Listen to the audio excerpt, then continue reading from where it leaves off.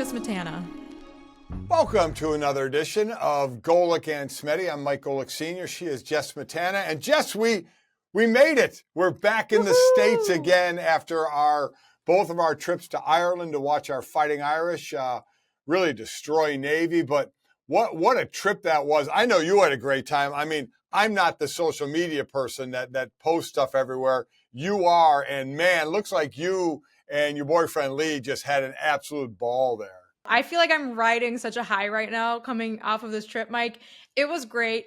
We went on this trip with On Location, which is like the hospitality travel group that does a lot of the travel packages for games like this, games that, like big NFL games or the Aer Lingus College Football Classic, which is what they're calling this game in Dublin now. And they took us on an entire tour of the west coast of Ireland for the first 3 days we were there. Then we came back to Dublin, had a great time in Dublin. I am a humongous fan of everything I saw. Everything was amazing. The game itself was spectacular. We can probably talk a little bit more in detail about that later, but Mike, I had such a great time in Ireland. What was your experience like? Well, I mean, it didn't start off great. You got there like Sunday or Monday for the you Monday. were there the entire week. I was supposed to leave Monday afternoon out of Chicago at like 3:50, and I got there, and immediately when I checked in, they said the flight was delayed till 9:50, so 6 hours right out of the gate being delayed. Information I would have loved to have had before I went to the airport. Got to 9:50. No plane. At midnight, as we all sat there because you got to be there early for international flights. Yeah, you have to check in like 2 hours early. So we were there at 1:30. I was there until midnight. Then they canceled the flight. We had to go get all our bags from the baggage claim. And then I just drove back to South Bend, which was an hour and a half. I got back to South Bend at 3:30 or 4 in the morning. Oh, my God. And then slept for a little bit. Hung out with Chris and the dogs, and then did the whole thing over again the next day because Chris didn't come till Thursday. So it was a rough start. But once I got there, I mean, I got to golf twice at a place called Castle Rock and then Ardglass, and I've never golfed links courses before. Just how I always watch the Open. Windy, cold, rain, and pot bunkers. I got to play in all that. So, I mean, it was a dream come true. I made sure I used the Golic Family Foundation golf balls out there. So when I lost them, people from Ireland would find them and maybe look into our foundation a little bit. We brought one with us too. We weren't golfing, but we actually bring it with us on trips to step on when our feet hurt because we walked 15 miles every day. Great foot massager, the Golic Foundation golf ball. There you go. So we had one in our hotel room also. Versatile use. I love that. But I mean, the game was great. And like you said, we'll get into the game, but just Dublin, where I was in Belfast for a bit as well. I mean, it is a beautiful, beautiful place. The event Friday night that I didn't know you were at. I was, yes. You were hosting it. Which Lekela was called, which means coming together. I had never seen Riverdance before. And I got to tell you, I don't know. My wife and I were talking about it, that we had seen a better show than to watch those, what look like kids to me, doing Riverdance and just how good they are. And Martin Short joined them at one point as well, which was, I didn't know he was like a Notre Dame person, but apparently he is a big Notre Dame fan and goes to games sometimes too. Well, he had two sons that went to Notre Dame. One, I didn't know that. I didn't either. I got to talk to him a little bit before where he said I could call him Marty, which was really cool. Because, I'm a huge fan of his, Father of the Bride, with him and Steve Martin. I love. Please tell me you've seen that movie. I haven't, but I do watch Only Murderers in the Building, which is one of my favorite that's shows. His latest. That's cool. Yeah. But and Lee's mom is obsessed with him. So when we told her that you were at this event with Martin Short, she was delighted. Such a nice guy. I got to talk with him backstage for a while, and very, very cool. But yeah, he had two sons that went to Notre Dame. One finished up with Mike, so I don't know if they ever knew each other, but I didn't realize that as either. But what a great event. I mean, Dublin puts on, a great event where everybody hung out in the Temple Bar area. It's kind of like the way you can walk around, kind of like Bourbon Street, where you can walk around with your drinks as long as you don't act like an idiot. It's all cool. And what was there? Just under 40,000 40,000. They set a record for Americans traveling internationally to a singular sporting event. This was a record, which was a record back in 2012 when Mike and Jake were on the team and we came over for this game, and they broke the record with close to 40,000 people. I mean, it was crazy there. It was so interesting. There were a lot more Navy fans there than I expected. I went to the Navy pep rally on Friday, and there were a ton of Navy fans there. Yes, and their mascot was there. I waved a little Navy pom-pom, but don't tell anyone. Wow. There were a lot of Navy, but it was probably like, if I had to guess, maybe like 3/4 Irish fans, 1/4 Navy fans. Maybe that's being a little generous, but walking around Dublin, Notre Dame fans just completely took over the city. Like, they shut down an entire main road on Saturday called Dame Street and turned it into Notre Dame Street. Yeah. And put up these big banners all over the buildings and hung them across the street. And it was kind of like a tailgate hub right next to Temple Bar, which is, like you said, the main like pub area, touristy. Like, everyone, all the actual Irish people we met were like, don't go to Temple Bar, it's a tourist trap. And we were like, we are tourists, we want to see all of the touristy stuff. Yep. So we had a few pints there, but it was great. And the stadium was walking distance from the center of Dublin, which is really cool. It's where they play the like the Irish rugby games and the Irish soccer, like the national team plays there. So it's a really big stadium. I think it seats like 55-ish thousand. The game was sold out, and it looked like every seat was full. And it was a really just interesting, like, it's not, it's not a football stadium, but it worked really well. Like, one of the end zones is kind of open, like the way like Heinz Field is kind of open on one side, and then really tall sections on others, like the long sides of the field looking down. So I saw you at the game. The only time I saw you last week, you were right in the front area. Pretty good seats. You and Chris. Yeah, I was in the stands. Just so everybody knows, my wife and I were in the stands. Jess was in the press box on the field. You got all kind of sway and pull going on there. You got carte blanche of that stadium. But you talked to Martin Short the night before, so I think we're even. And I will say, like, that was probably the only other time I've ever been on the field for a Notre Dame game was the Yankee Stadium game, which was like 6 years ago.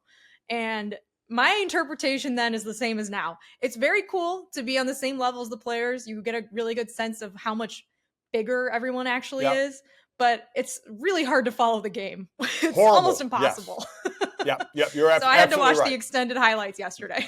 So, because when I go on the sideline, I make sure I keep moving so I can be right in front of the action. But you're standing a lot as well. Everyone's taller than me, though. You're tall. You can see stuff. True. I can't see over anyone. Like, the shortest guy on the team is 5 inches taller than me. Yeah, that does make it difficult. But you mentioned Martin Short, and people always ask me, man, when I do an event, because I got to MC that event, and so I obviously got to hang out with Martin Short, which was a cool thing. And people always say, oh man, like when I golfed in that Tahoe event, oh, what athlete do you want to meet or talk to? And I'm like, I don't give a damn about the athletes. You know what? I either played with them, played against them, or had them on my show over the last 2 decades. Or like played with their dad. Yeah. Thank you for that. God, I hate you. But I said, I'm more impressed with the entertainers. Like, I golf with Ray Romano. I golf with Miles Teller, Chase Crawford. So here, getting to meet Martin Short. But before that, the night before, when Chris and I, my wife and I went to a pub, there were people we knew, like Brady Quinn was there, Dan Patrick was there, but Will Ferrell was there. So got to hang out and talk with Will Ferrell. And how cool is it? I went up to kind of introduce myself again to him and didn't have to. He said, oh, hey, Mike. Wow. He said, I remember being on the show with you and Mike Greenberg, back a few years ago. I'm like, oh my God. Will Ferrell remembers that. I was like a kid in the candy store. You're like one of the most famous sports radio hosts of all time, Mike.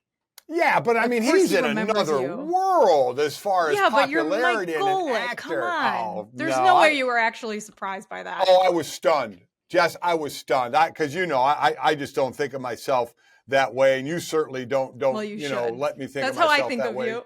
Because you always want to, call me old and everything. But I dug that. I loved it. That's great. And then we got to the game. Jess, I have never seen people more excited for like a short swing pass. I mean, Sam Hartman threw this short little pass that was complete, and we all thought he invented football. I mean, it was hilarious because we have been so quarterback being able to throw starved for a while at Notre Dame. Well, yeah, it's like yes, but it's also like we've had a lot of quarterbacks that can throw but can't throw swing passes, right? Like we've had a lot of quarterbacks that seem to have like swing pass yips. Like I don't know, maybe I'm wrong, but you're absolutely right about that. He is a extremely vertical downfield passing game quarterback. He looked awesome, just in more ways than one. He's got a rib around his neck, Mike. And he played a really good game. He had 4 touchdowns, was a 19 for 22, 266 yards, something like that. Yeah. I mean, solid. He had a monster game. You know, Caleb Williams, the presumptive, the reigning Heisman Trophy winner and favorite to win it again. They played. Who was it? They played Fresno State, I believe, and won San Jose State. Yeah. San Jose State. I'm sorry, and they won. It was close early, and they ended up blowing them out. And basically, Caleb Williams and Sam Hartman's stats were the same. 4 touchdowns, 250, 270 some yards, great completion percentage. And I know a lot of people are like, my God, people, settle down. It was Navy. And I get it. I know. Listen, all you can do is play against a team that's out there. And there were question marks from the throwing ability of a quarterback for Notre Dame, and now those seem to be answered. We ran the ball well. We played really good defense. And I know it was Navy, but what I was happy about was they threw the ball a decent amount in this game, even though they were in control of the game. Mm-hmm. And I talked about that before the game on a pregame show out there.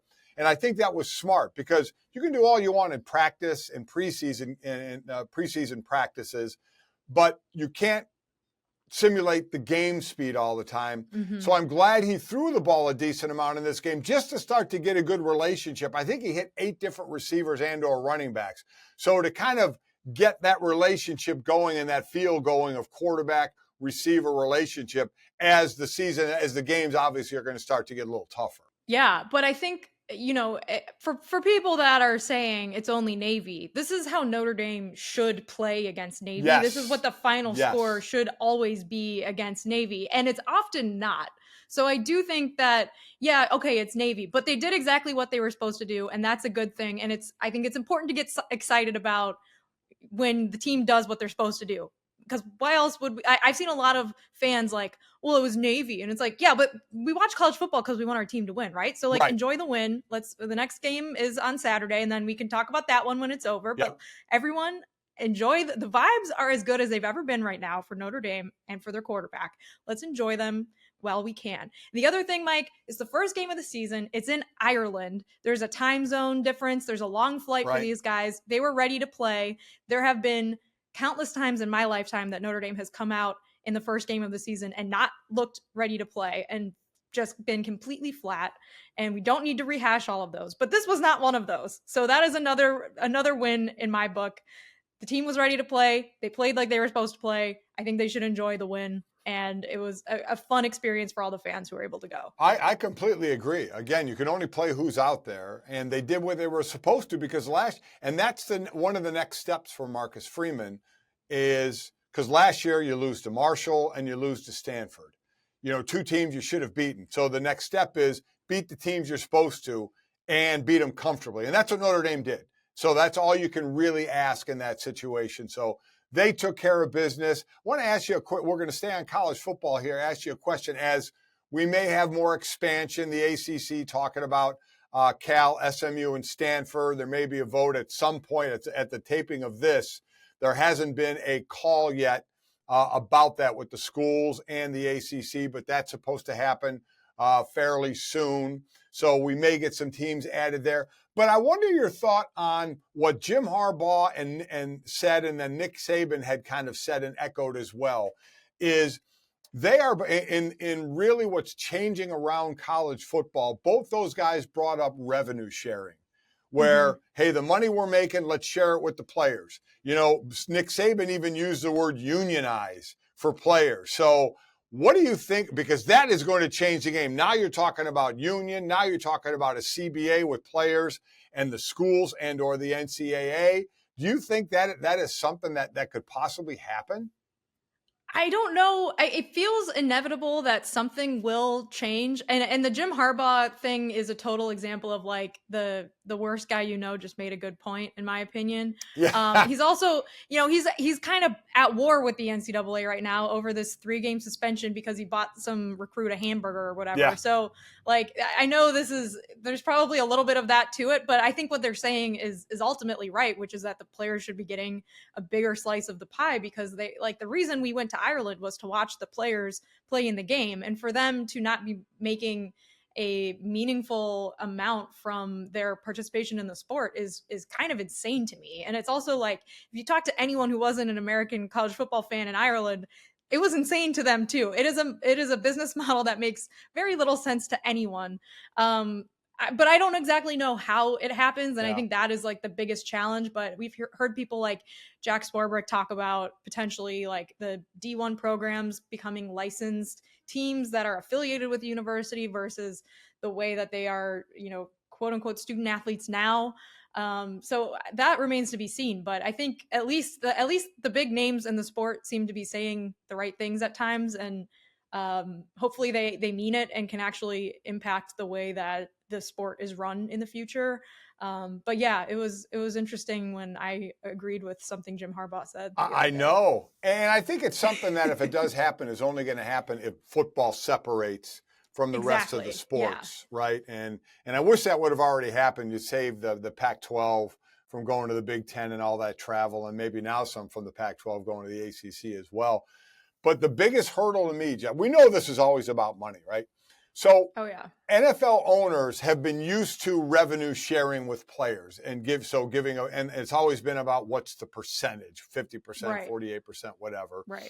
So who we're dealing with here is, since there really is no NCAA group, you're going to have to unionize players. They're going to have a head of that union, and they're going to have to deal with a CBA, and you're going to deal with the university presidents, right? Because that's who's running college football, is the presidents are making the decision. And here's the biggest hurdle I see, Jess, is all of a sudden the university presidents, which are used to getting all the money, and even with NIL out there, they're still getting all the money. Restaurants and car dealerships and whoever are paying the players, not the school. But if this goes down the unionized road and the CBA road, all of a sudden those presidents are going to have to understand that a percentage of their revenue is coming out of their pocket. They have had 100% of it, and now whatever percentage is going to go to the players, that's something that they're not used to, and that's something that I think is going to be a big hurdle for them. I think it's a ways off. We have time. Let's enjoy the season. We just had week 0. We got week 1 coming up, which we'll certainly talk about. But coming up next, I want to go to the NFL and what, at the taping of this show, a bad day. It's a tough day for players in the NFL. We'll explain next on Golic Smetty. All right, Jess, this was the day I always, again, as we tape this, it's NFL, it's a cut day. And the biggest difference had been normally you cut, starting after the first week, each week you cut X amount of players. Now they have 90 on the roster, and they cut all the way to 53 in one day. And that's tough. Being cut, the cut day is already tough. I had to go that or live through the experience of am I or am I not going to get cut? And I know, in all honesty, I don't think just a lot of people care because it's a lot of back end of the roster guys. But just imagine whatever your job is, that you've been doing it since 8 years old, and it's basically all you've done, right?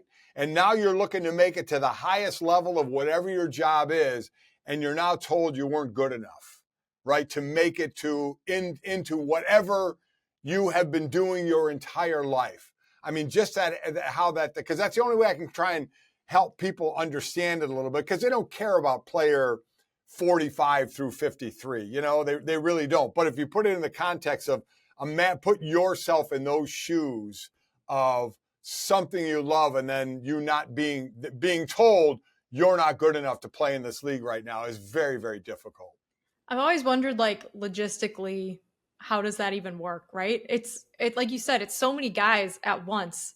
do you just pack up your bags and go to the airport? And where do you go? Like, what do you do afterwards? Well, it is different this year because of that. Because normally you're brought in to talk to the GM or to the coach, and they talk to you, and then we've seen it on Hard Knocks. Oh yeah, yeah, exactly. But I've also lived it as well. Mike, my son, has lived it. I mean, Mike got cut 3 times with the Saints, twice. One time he got cut during the summer, so didn't even make it to training camp. But another time with the Saints and one time with Pittsburgh, he made it to the last cut.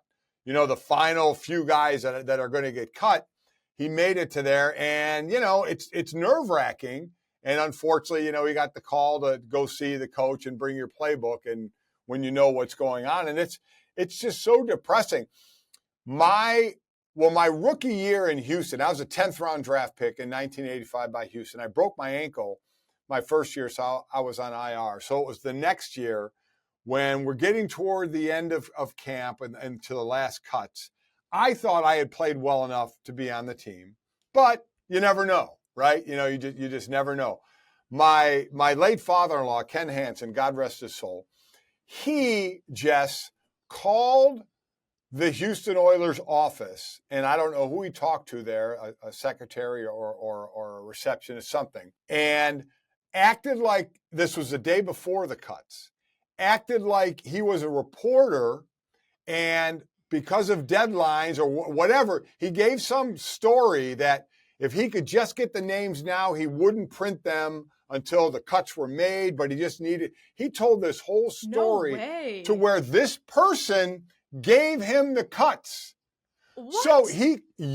So he called me and said, "Congratulations, you made the team." And I'm thinking, this is my father-in-law. You playing some kind of prank on me? You don't know. And he's like, and he explained what he did. And I still was like, I don't believe they gave you the names. He's like, and he gave me the list of the guys that were going to get cut. And I wasn't on that list. And sure enough, those were the guys. So I had found out the day before the cuts happened that I wasn't going to be cut. But I still had a tough time believing it. But he did. He had the names and said, "You're not getting cut." I was like, wow, that's pretty cool. I don't think anyone loves me that much. That's the most incredible thing I've ever heard, Mike. I mean, what if he was wrong? What if you came in the next day and found out that they gave him a dummy list or something like that? Yeah, I would add some strong words with him. That's for sure. But that's incredible. What a story. Yeah. But it's tough. Again, some of these guys sounds very depressing. Oh, some of these guys, just their dreams are over. I mean, they're done. Now what's good is you have the USFL and the XFL. If you want to go play that to try and keep your dream alive, I didn't have that when I played. You can go up and play in Canada, but there was nothing else. So for a lot of them, it's the end of the road. So again, something they've been doing for and working for since 8 years old. So it is a tough time. So everybody's going to get down to 53, and then there's 16-man practice squads as well. Some of the other things going on in the NFL, everybody's making, I'm curious your thought. Everybody's making a big deal, not only of Trey Lance getting traded to Dallas, but the fact that Jerry Jones and company did not talk to Dak Prescott about it. And everybody's saying, "Oh, what does this mean for Dak now that they brought in Trey Lance?" Did you have an issue with Dallas not telling Dak? No, I don't think it means anything for Dak. Dak isn't going to get benched for Trey Lance, right? Like, I think they're bringing in a potentially high upside backup in case Dak gets hurt again. But I don't think that they're going to replace Dak. They just re-signed him not that long ago to a new contract. I don't know why they would need. It's not quite the same as the Aaron Rodgers situation, which I also can see why the front office didn't talk to him before they drafted a quarterback, which of course caused the years of unrest in Green Bay, because it's not really their job to do that. Although, it obviously hurt his feelings. But they're making a decision there that is kind of for the whole organization. And I don't know. That to me doesn't seem like they need to get his blessing to bring in someone who's going to back him up. Not even, it's going to be third string. This has no effect on Dak. I can't believe people think that this has an effect on Dak Prescott. This is a taking a flyer only costs you a 4th rounder to see if he can turn into anything and maybe be a viable backup. Or maybe get some picks and trade him to somewhere else. And that's also like that. Why would Dak need to give you his blessing for that either? Yeah, has Dak said anything about it? No. I mean, and to just think that it's, then. To think that it's anything that has to do with Dak, I think, is absolutely ridiculous. So, listen, I go more on the 49ers side where John Lynch has done a great job putting together a Super Bowl roster. But they blew it on this pick. They just did. You know, I mean, you gave away three picks, 1st-round picks, and you saw what Miami turned those into. A draft pick of it was Jalen Waddle, then a couple of trades with Tyreek Hill and Bradley Chubb. I mean, that worked out well for them. This was a horrible mistake by the 49ers and John Lynch. But basically how they're going to get out of it is the fact that they have a Super Bowl roster and they have a 7th-round quarterback who actually hit in Brock Purdy, or at least hit last year. We'll see what this year brings. And they have Sam Darnold for the backup there. And staying on quarterbacks for a second, we do have the last rookie that was now named to be the starter. So we have the 3 rookie 1st-rounders starting. Bryce Young for Carolina, C.J. Stroud for the Texans, Anthony Richardson for the Indianapolis Colts. So we'll see how that goes. So young quarterback, I'm interested in your take on this because this is like you and me, Jess. Matthew Stafford. Matthew Stafford is 35 years old, quarterback for the LA Rams. And his wife said on a podcast that Matthew is having a tough time kind of integrating and having conversation and getting to know the younger players on the team. And one of the reasons she said is nowadays when the players come in from the lot or in from a meeting or in from watching film or in from practice, they go right to their phones. And everybody's sitting at their locker looking at their phone, catching up on what they missed. And I'll say, listen, when we did have phones when I was young, Jess, before you start there. But, I mean, everybody hung out in the locker room and talked and chatted and got to know one another. And everybody didn't get along all the time, but you did. And Matthew Stafford, his wife is saying now it's difficult for him. He actually had the equipment manager make up a book of the young players with their picture and their name so he could get to know them a little bit. But this is absurd. I thought of you and me in this. This is absurd. But we do a show every week. We have plenty of things we can talk about. Matt Stafford is 35. Like, he's a young guy. I work with almost exclusively 35-year-old men, and I am a woman in my 20s, and we have a lot of things to talk about. And also this, like, oh, young people just want to look at their phones all the time. Every time I go out to dinner with my grandma and my dad, they're on their phones the entire time. My grandma sits there at dinner and just plays solitaire for like 5 hours straight, doesn't talk to anyone. Old people love their phones. Yes, she is addicted to her Android solitaire. It is mind-boggling. She literally just sits there and plays solitaire. Like, this is absurd. Him being 35 and acting like this is like this massive generational gap between him and these players that are like, you know, probably 22, 21. Like, I'm sorry. My best friend is 16 years older than me, and we have many things to talk about. Just put in the work. I'm glad someone made a little book for him. Study the book, get to know people, just be normal. This is one of the most absurd stories I've ever heard. Really? So you're getting on him and basically saying, get over it and get to know him. Get over it. Go, like, if meet people at the thing that they're interested in. Like, you're the leader of the team. Figure it out. Well, he said, his wife Kelly said they tried to have a team dinner at his house, but players were there for a little while and then they wanted to go to the club. Well, maybe he's just a loser then. Maybe he needs to have a more fun house to go to. Maybe they need to play better music and have better food and better conversation. Someone needs to bring a pack of Monopoly Deal. Then everyone will be involved, Mike. Wow. Okay. Everyone together. I knew you'd rip the old guy, but I didn't think you'd go down the road that much. Wow. If your parties, I don't. I hate children. I love old people. If your party that stinks that bad that everyone just wants to go to the club, throw a better party or take them to the club. Maybe that's where you're going to bond with them. Yeah. I don't know. Just an idea. He's at 35. I'm sorry, you're not that old. Like, this is not like some massive gulf between you and Gen Z. Like, you're just not that old, Matt Stafford. I have to say, when my wife and I were walking in Temple bar area, we chose not to go into places if the music was too loud. Okay, same actually, because I was meeting up with a bunch of people I haven't seen in a few years. You want to have a conversation? I was like, I can't hear anything in right. here. But it was like local Irish musicians playing like covers of the Cranberries, right? It was like really loud, like fiddle music, I feel like. But yeah, I'm with you, Mike. I was like, maybe I'll take my pint outside for this so I can talk to my friends. All right. I just had to give you a chance. We have that in common. We have that in common, Mike. 30-year difference. We both don't like I just had to give you a chance to rip old people. Is there a name for somebody who hates old people? I think it's just being ageist. Yeah. Yeah, you're an ageist. That's what you are. Fine. Yeah, and you know what? I feel. I'm at Stafford's an ageist. Whatever. All right, coming up next. Speaking of the younger generation and people in your wheelhouse, we got a couple of athletes out there who are doing their thing. One getting a little feisty on the court as well. We'll talk about that next.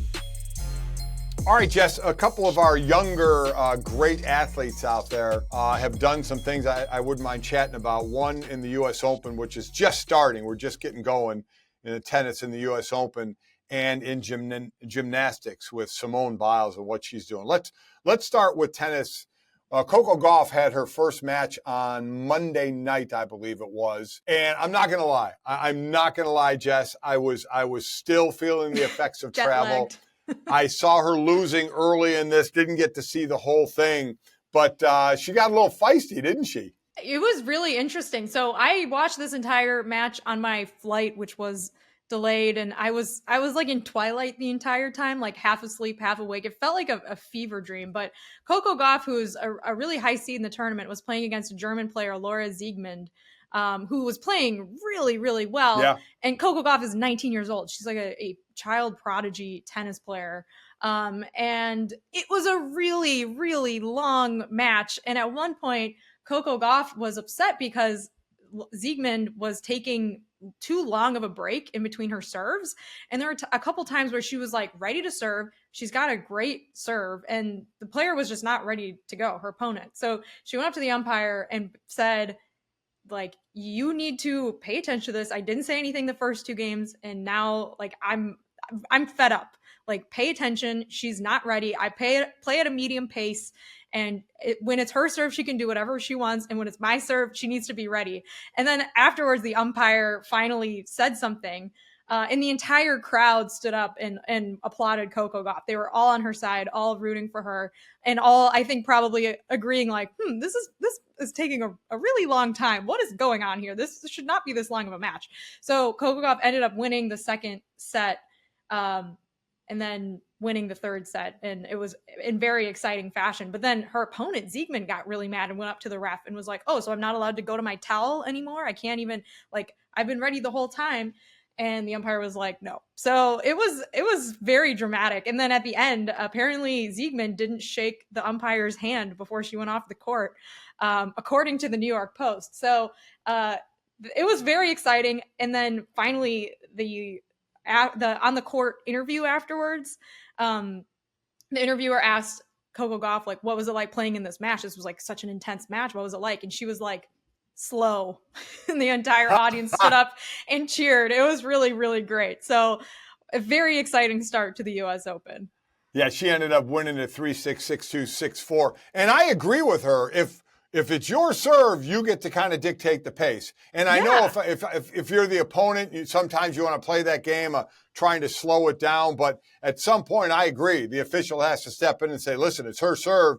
You got to go a little more at her pace. And, you don't want to jump somebody right away. You want to give them a little bit of time. Okay, we'll go to your towel. All right, you're going to do it. Now, wait a minute. You're doing it too much. You got to get back. You got to get ready. And I agree with what Coco said. When it's her serve, she can go at the pace she wants. When it's mine, I want my pace. And like I said, you can try and affect it a little bit, little gamesmanship and stuff like that. But at some point, the umpire does have to step in, and didn't hear Coco Gauff let them know about it. So that was pretty cool. So she moves on, again, a 19-year-old.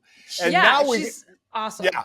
She is awesome and a bit fun to watch. And now we get to the really, really old person in their sport, Simone Biles, all of 26 years old. I mean, the aged, decrepit 26-year-old It is amazing. She won her 8th U.S. championship, her 8th.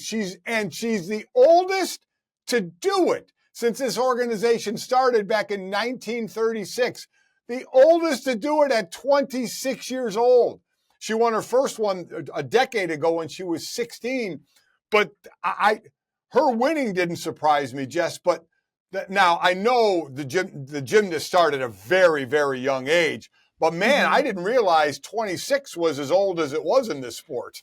It is absolutely mind-boggling when you're watching the Olympics and you realize how, I mean, I kind of had this feeling watching Coco Gauff last night because I remember being in my, 19, 20, that age, and being, familiar with other athletes my age and being like, wow, like that's really young. But now that I'm a lot older than that, I'm like, that is insane. Like, I can't imagine playing in the US Open in front of thousands of people, in front of Michelle Obama and Barack Obama as a 19-year-old on ABC or ESPN. I can't imagine being Simone Biles and winning 8 world championships by the time I'm 26. Like, that is astonishing. But when you watch the Olympics and you see how young all these athletes are, it blows your mind. And the fact that she's been able to do it this long, I think puts her firmly in the Mount Rushmore or Pantheon, whatever you want to call it, of like best athletes of all time. She is just so much better than everyone else at the sport and has been better for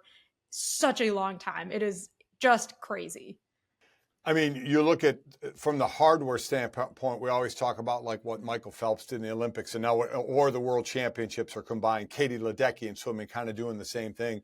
Simone Biles has 25 World Championship medals and 18 of those are gold. So you're right. She's putting herself in that rarefied air. And this is coming off when, she caught some praise and criticism for pulling herself out of events at the last Olympics, citing mental health reasons, had what they call the twisties, struggling the way she did. As I said, there was praise and there was people that were like, didn't really buy it so much that they just thought she wasn't as good anymore. And this was her way of getting out of it. And the thing I love, how about it? The thing I love the best is hearing her talk, Jess, and this is so true because because I cover football the most, when a team wins a Super Bowl and you like talk to the coach and you're like, oh man, how great is this? And they're like, well, yeah, it's great, but we're behind every other team because we had to play the last game of the season. We have to speed up our work for next season. It's like you can't sit and enjoy what you just did because you have to move on to the next thing. And Simone Biles had said, that's what I was doing. From a young age, I would be successful in something. And instead of enjoying it, I was like, okay, what's the next event that I have to win because of where I am? And you never get to enjoy it. And I love hearing her talk now about, I've learned to enjoy it, because she's the old lady of the thing at 26, which still blows my mind. But I love where she is, and she has to be as well, where she is in her headspace of saying, you know what, I'm going to enjoy this. This was an accomplishment. I'm going to enjoy it, stop, period, end of paragraph before I move on to the next thing. And I think that is a huge thing for her. She's obviously still, one of the best, if not the best in the world, and get that chance to show it at the Olympics next year. But as we have talked more and more about athletes and the mental part of this thing, seeing where she is now and how she's treating her sport is really, really cool. Yeah, I agree. And this also makes me want to go be the best pickleball player that I can be. Like, I maybe I'll start taking lessons, right? Maybe I can be a 29-year-old pickleball phenom, Mike. Is it too late for me? Is it? Yes, it's too late for you, Jess, without question. But what I will ask, have you gotten mad like Coco Gauff? Now, there's no umpire in pickleball where when you umpire yourselves. Have you gotten into any scrapes with any people you have been playing? 100%. Really? What? We did like a pickleball match with the Levitard show as part of like the sponsored thing, and one of the point we won. I was partnered with Juju Gotti. We won 11-1. One of the only point that the other team got, I knew at the time, I'm pretty sure that was in. And sure enough, when they replayed the video months later and we saw it, I was right. And at the time, I yelled and screamed at everyone there and told them they were all wrong. And that didn't make it on video, probably for the best. But I was right, Mike, because I don't like the feeling of knowing something and everyone else thinking they know better when I know I had the best view of that ball. I knew exactly where I put that pickleball, Mike. So let me ask you this. Yeah. You obviously won 11-1, so it wasn't really a contest. When this particular point happened, what was the score? I think it was still only like 4-0 or 5-0. So all right, so it like wasn't. No, if it was like 9-0, would you have not screamed and about it and let it go? No, I still would have, because I think a shutout is the best thing you can do defensively in any sport, right? Like when Navy kicked that sad field goal on Saturday night, that made me truly upset. It was a great night, but I really wanted the shutout. And when you have an opportunity to shut out the other team, you have to fight for that opportunity just as much as you fought for the opportunity to put a lot of points up on them. So yeah, I was not happy about it, to say the least. All right, I'm sure no one else remembers it though. I've heard some of the louder people in pickleball have been the older people like my age, right? Complaining out. Yeah. Have you played many matches against people you didn't know, like just a pickup game at the park? Yeah, we have, and usually they don't end well. Like usually we get smoked by like 75-year-olds, and they scream at us. How bad is that for you? I mean, that's got to really piss you off. It does. I blame my partner. And that's just how it is. If me and my wife were to beat you and whoever you play with, how mad would you be? My boyfriend. Oh, I would. Oh, Lee? Okay. But you're a former NFL player, so I could convince myself that it's not that bad. 60, Jess. 60. You're like 15. I mean, seriously. I could convince myself that it's not that bad, but I would be pissed, mainly because of the bragging rights, obviously. But oh yeah, I don't know. Pickleball has gotten me really into tennis now. So as I'm watching Coco Gauff last night, I don't know tennis etiquette. I barely know the rules. I get game set match confused all the time. It's not something I grew up watching, but I was very invested in this match, Mike, and I don't know what the rules are, but the entire time as I was watching her, I was like, she's right. She is right. This woman is taking too long. Let's get this show on the road. So all right. Well, standing up for herself. I'm kind of nervous to play any sport against you now, just for what may happen to our partner relationship here on the show. But someday we will. And let me just say, I will not take it easy on you at all. Just so you know that. All right, coming up, we got still some fallout from the World Cup, which is kind of getting some bad situation. I think even getting worse. So we'll discuss that and see what's up with Jess and what's the latest thing she baked and how good that was as well. Okay, Mike, while you were off last week dealing with your travel situation, I talked to Charlotte Wilder on this show about the fallout of Spain winning the World Cup and all of the just massive cluster that is the situation with their federation president, who we saw on TV live kissing a player on Spain's team after they were being awarded all the medals and trophies after the World Cup. So man, that was weird. Very weird. I mean, at the time, watched it live, thought it was really weird. And sure enough, everyone else thought it was weird too. So last week I said on the show that the latest update was that Jenny Hermoso, who's a player for Spain, released a statement saying that it was a sign of affection and that it was mutual and spontaneous. And so Charlotte and I both were like, we still think it's pretty weird, but okay.